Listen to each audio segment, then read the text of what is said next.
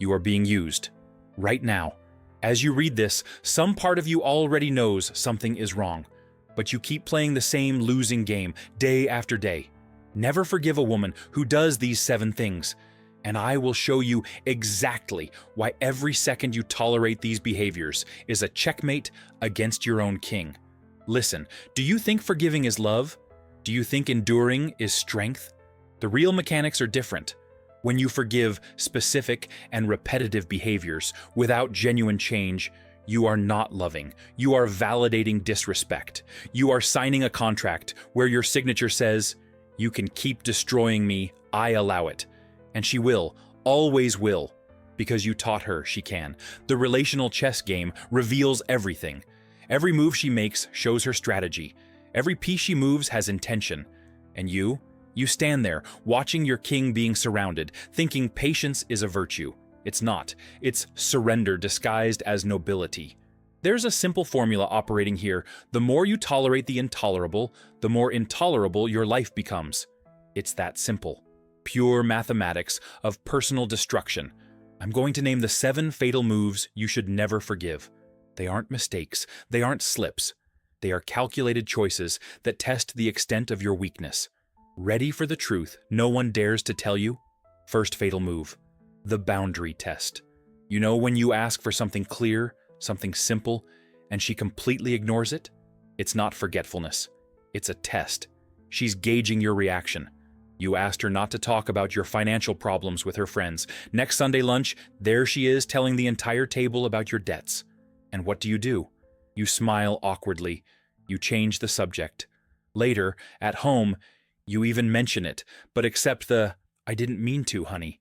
You just taught her that your boundaries are suggestions, not rules. Second move, public devaluation. This one is surgical. At your best friend's birthday party, she drops that little joke. "My boyfriend here can't even change a tire. The other day I had to call my cousin." Everyone laughs. You laugh along, pretending it's funny. Inside, something dies. But you forgive her. After all, she was drinking. She was excited. It wasn't malicious, except it was. And it will happen again and again, until you believe you really aren't worth anything. Do you know Peter? 32 years old, a software engineer, one of the best at his company. His girlfriend, a graphic designer, loved calling him "my boring nerd" in front of their friends. He always brushed it off. It's just her way, he thought. Do you know what happened? His own friends started treating him like the boring nerd. The women in the group stopped respecting him. The men stopped inviting him to the more interesting outings. He became the walking joke of the relationship. It took him 2 years to regain his self-esteem after he finally woke up and got out. Third move, blame reversal, pure gaslighting. You catch her in a clear lie. She said she was with her mom, but you saw her story at a bar with a guy you don't know. When you confront her, what happens? "You're crazy! That was my friend's boyfriend. Besides, why are you spying on me? Don't you trust me? What kind of relationship is this where I'm treated like a criminal? Suddenly, you're the one in the wrong. You're the controller. You're the problem." And you apologize. You apologize for questioning her. Do you know what just happened? You accepted that your perception of reality is worth less than her version. The less you trust your own eyes, the blinder you become to the obvious. Fourth devastating move, non-sexual betrayal of trust. Everyone talks about betrayal thinking of the bedroom, but there's something worse.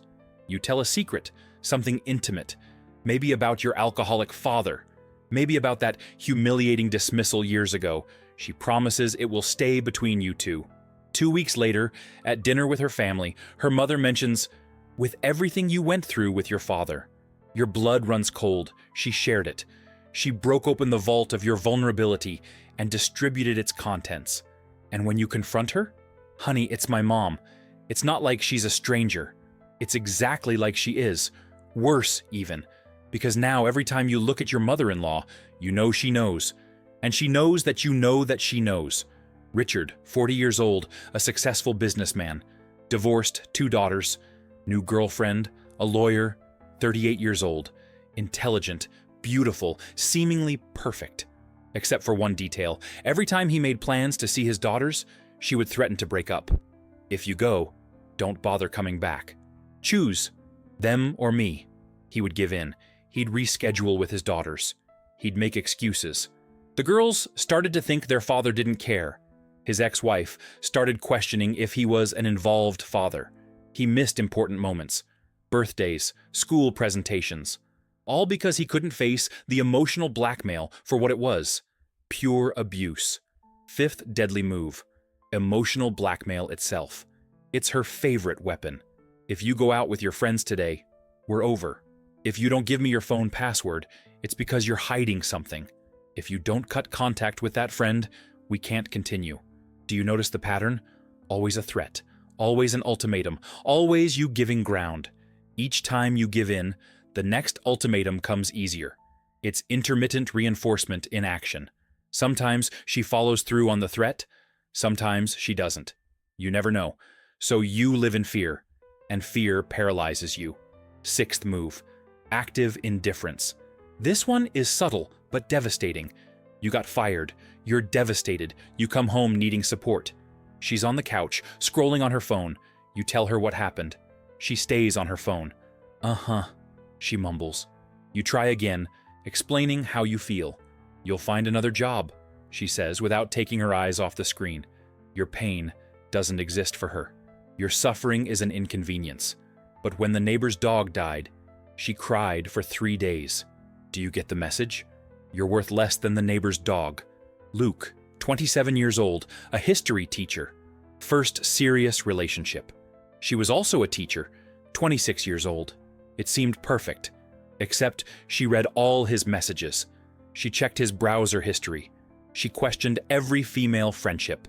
When he complained, she said it was love, that it was care, that he was being paranoid. If you have nothing to hide, what's the problem? He believed her.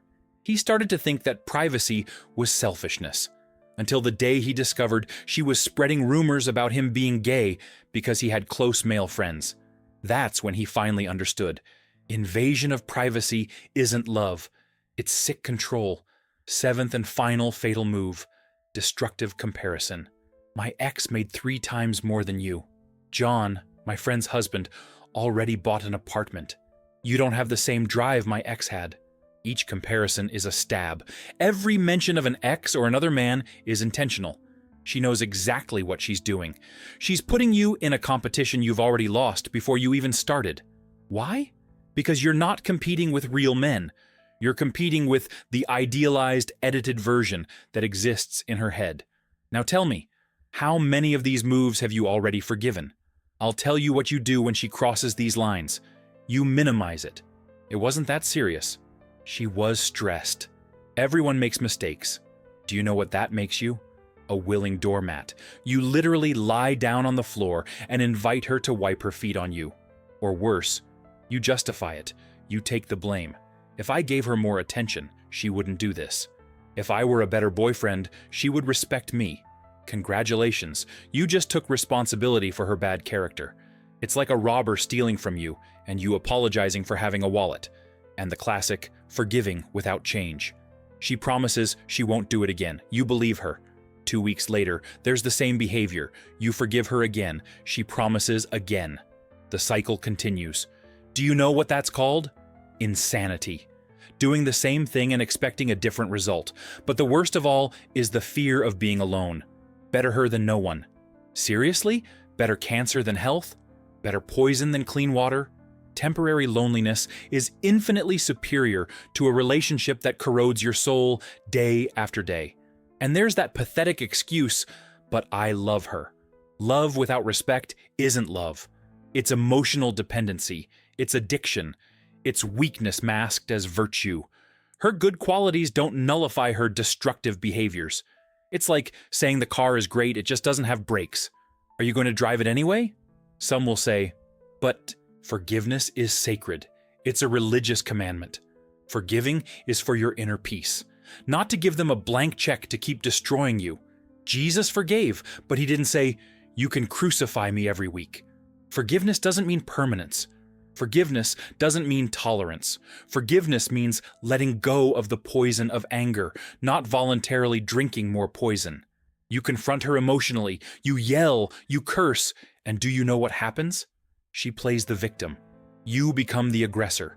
She posts about an abusive relationship on social media, and everyone comforts her while you become the monster of the story. A master move. You fell right into the trap. Let me teach you the correct protocol. First step, identify the pattern, not the isolated event. The pattern. Once is a mistake, twice is a coincidence, 3 times is a choice. Repeated behavior is character revealed.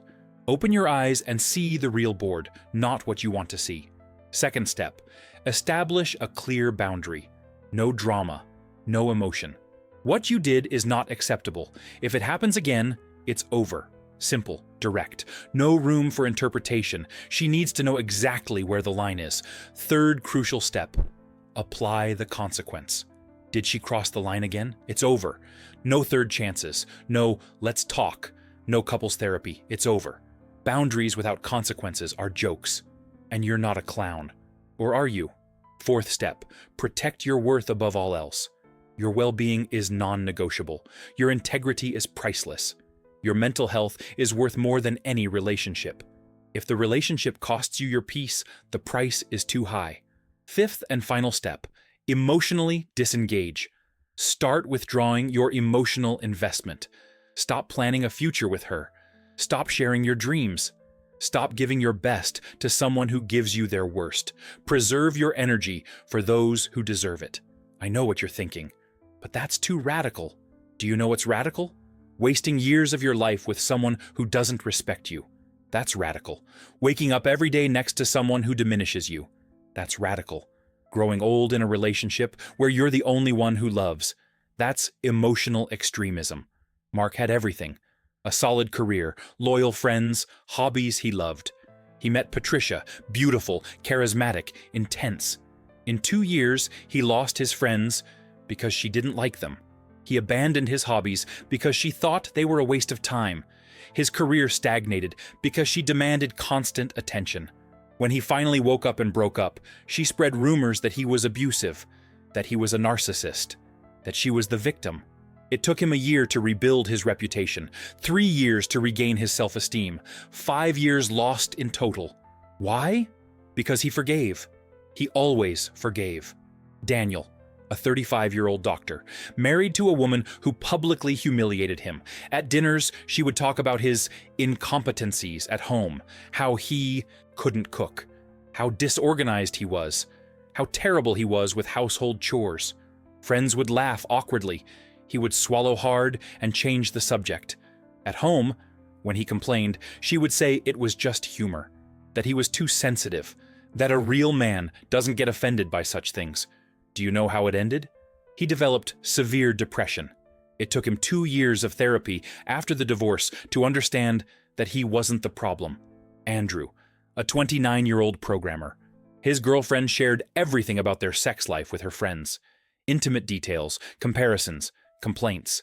He found out when one of her friends, drunk at a party, made a joke about his speed issue. He confronted his girlfriend. She said it was normal among friends, that he was being sexist for wanting to control what she talked about. He accepted it. He continued, until the day he discovered she had a WhatsApp group where she shared screenshots of their arguments. His vulnerabilities became entertainment. Now I'm going to tell you the hardest truth. She knows exactly what she's doing. It's not unconscious. It's not accidental. It's not because she was raised that way. It's a choice. Every humiliation is calculated. Every manipulation is intentional. Every test is purposeful. She is measuring how far she can go. And you are showing her she can go all the way. The invisible cost you pay is astronomical. Every day you wake up in this relationship, a part of you dies. Your self-esteem leaks like water from a punctured bucket. Your vital energy is drained trying to please someone who cannot be pleased. Your dreams shrink to fit the space she allows. Your friendships wither because you're ashamed to admit the truth. Your family pulls away because they can no longer bear to watch you destroy yourself. And the worst part? You start to believe you deserve it, that it's the best you can get, that you should be grateful to have someone, even if that someone destroys you daily. Emotional Stockholm Syndrome. You fall in love with your own prison. Some men tell me, but she has childhood trauma. So what? Are you a therapist? Is it your job to heal her wounds with your blood? Trauma explains. It doesn't justify.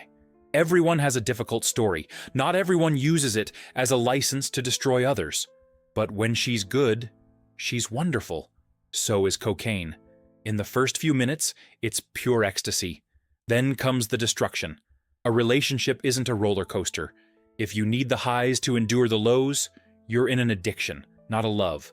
She can change. She can, when she wants to, for herself, not for you, not for your forgiveness. Real change comes from internal awareness, not external pressure. And as long as you keep accepting, where's the incentive to change? The nuclear truth no one wants to admit. You are not in this relationship for love. You are in it for fear. Fear of being alone. Fear of not finding anyone else. Fear of admitting failure. Fear of starting over. Fear that she might be right, and you really aren't worth anything. It's fear that keeps you trapped, not love. But let me tell you a secret. On the other side of fear, your real life is waiting.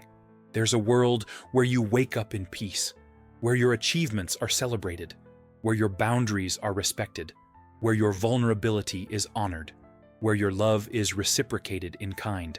But you will never find that world as long as you are trapped in the hell you call a relationship.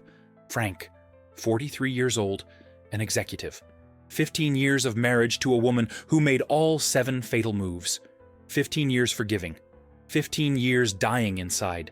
One day, he woke up and decided, enough. The divorce was brutal. She tried everything.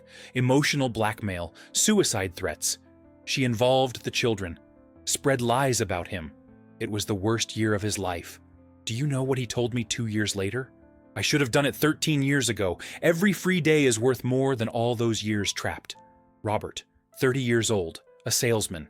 His wife controlled every penny he spent, read all his messages, monitored his location all day. If he was 5 minutes late, it was an interrogation. He thought it was care.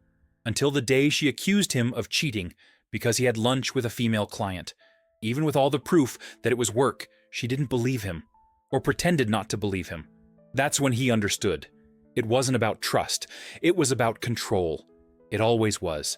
Do you know the smartest move in chess when you're losing? Flip the board. Quit the game. Refuse to play by rules where you always lose. It's not giving up. It's choosing a game where you have a chance to win. Every time you forgive without change, you teach. You are the teacher, and she is the diligent student. The lesson you teach is simple. You can continue. And she will, because you are responsible for what you tolerate. You are the guardian of your own boundaries. You are the architect of your own prison or freedom. Paul, 37 years old, an architect, ironically. He built magnificent buildings, but lived in a crumbling relationship. His wife constantly compared him to her wealthy brother-in-law. Why can't you be more like him? It was her daily mantra. He tried. He worked himself to death. He put in overtime, took on extra projects. It was never enough.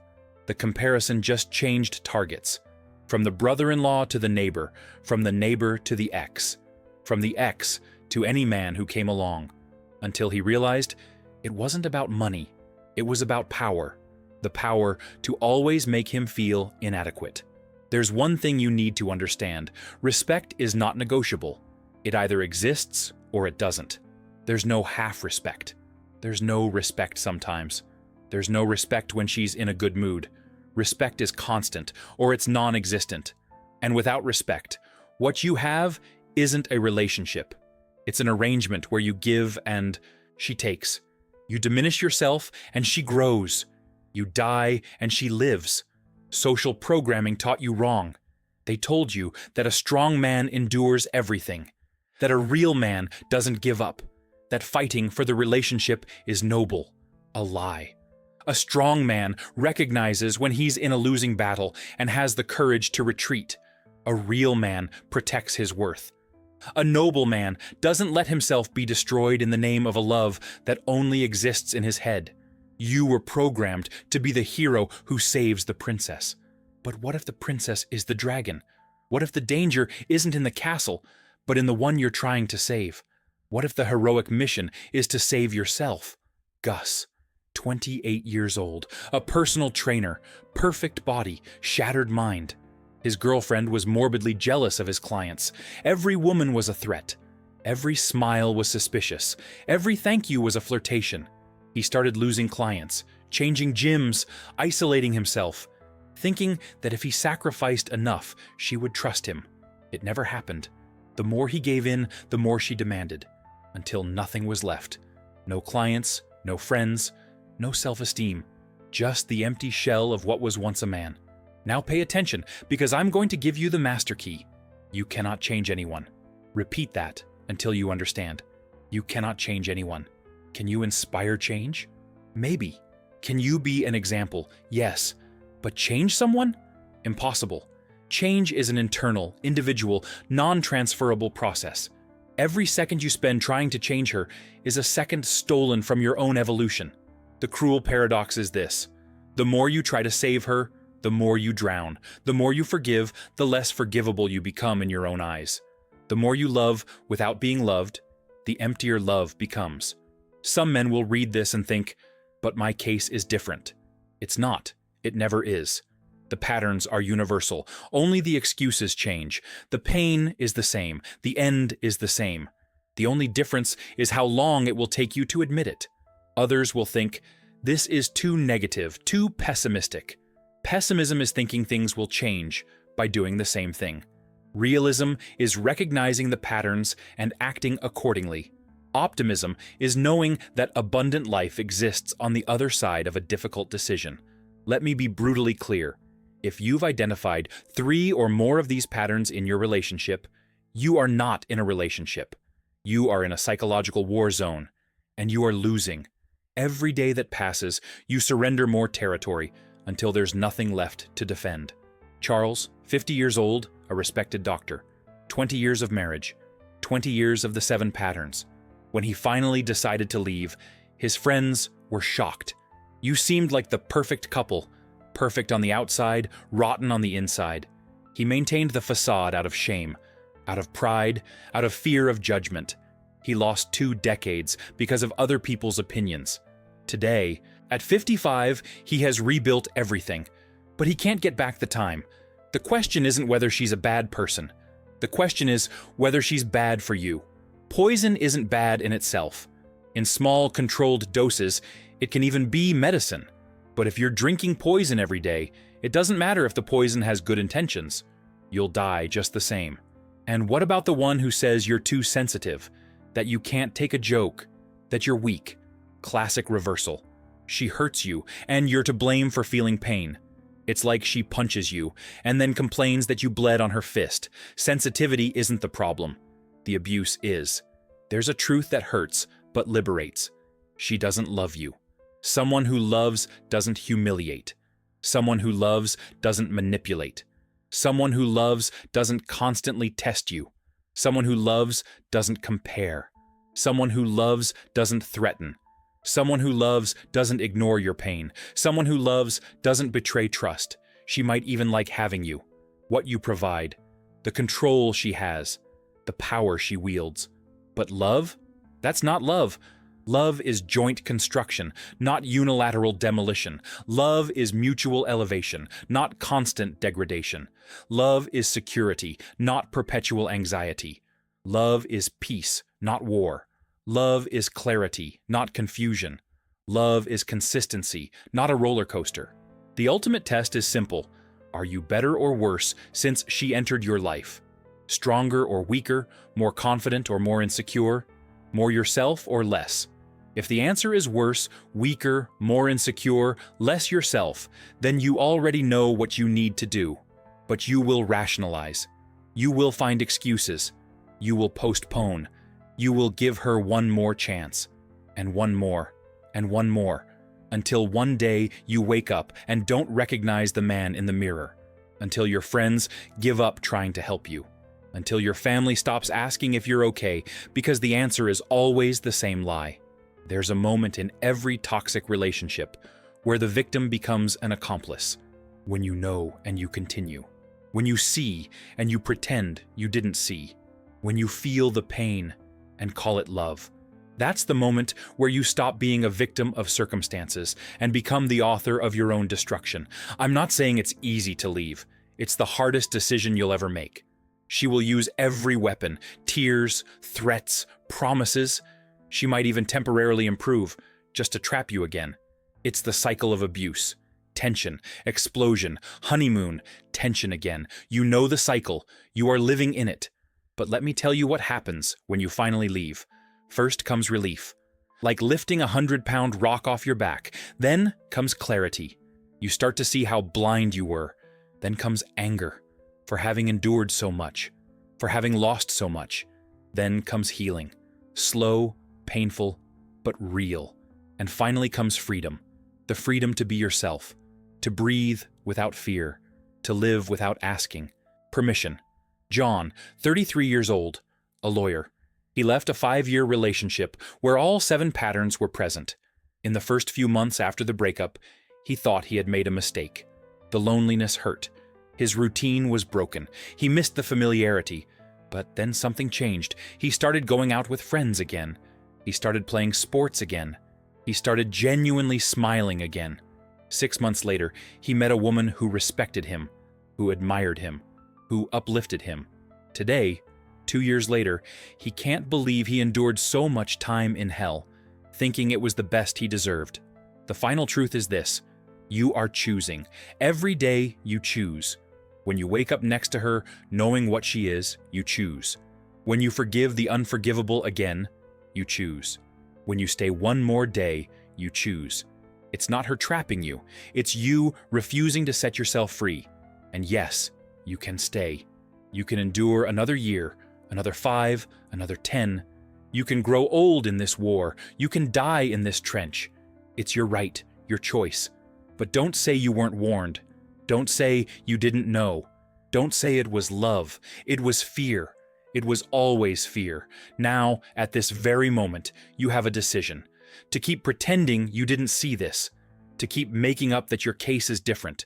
To keep betting on a miracle that won't happen. Or to wake up. To stand up. To act. To protect what's left of you before there's nothing left. Analyze your relationship now. Identify how many of these 7 signs are present. Be honest, brutally honest. Don't think about what she'll say. Don't think about what others will think. Think about yourself, only yourself. For the first time, think about yourself. If you've identified 3 or more signs, you know what you need to do. If you've identified all 7, you've already wasted too much time reading this. Every minute from now on is a choice. Either you act or you accept. But don't stay in the middle ground. The middle ground is where men go to die slowly. The next time she tests you, and she will. Instead of forgiving, establish the boundary. Clear, firm, no drama. This is not acceptable. If it happens again, we're over. And when it happens again, because it will, follow through, leave, walk away, get your life back. Tomorrow will be exactly like today if you do nothing. The same pain, the same humiliation, the same disrespect, the same fear, the same prison. The only thing that changes tomorrow is today's decision. Share your experience in the comments. Which of these signs was the hardest to recognize? Which one did you tolerate the longest? Your story might be the warning another man needs to hear. Your pain might be someone's salvation. But most importantly, act. Today, now, before it's too late. Before there's nothing left of the man you once were. Before you become unrecognizable even to yourself. The clock is ticking. Every second counts. And you are choosing. Right now, you are choosing. Reclaim your power. Reclaim your dignity. Reclaim your life. Or keep dying. The choice has always been yours. It always will be. But at least now, you can't say you didn't know. You know. And knowing without acting is the greatest tragedy of all. Checkmate only happens if you keep playing. Get up from the board. Turn the game around. Refuse the rules. Write your own. Be the king of your own kingdom, not a pawn in her game. It's that, or a slow death. Choose.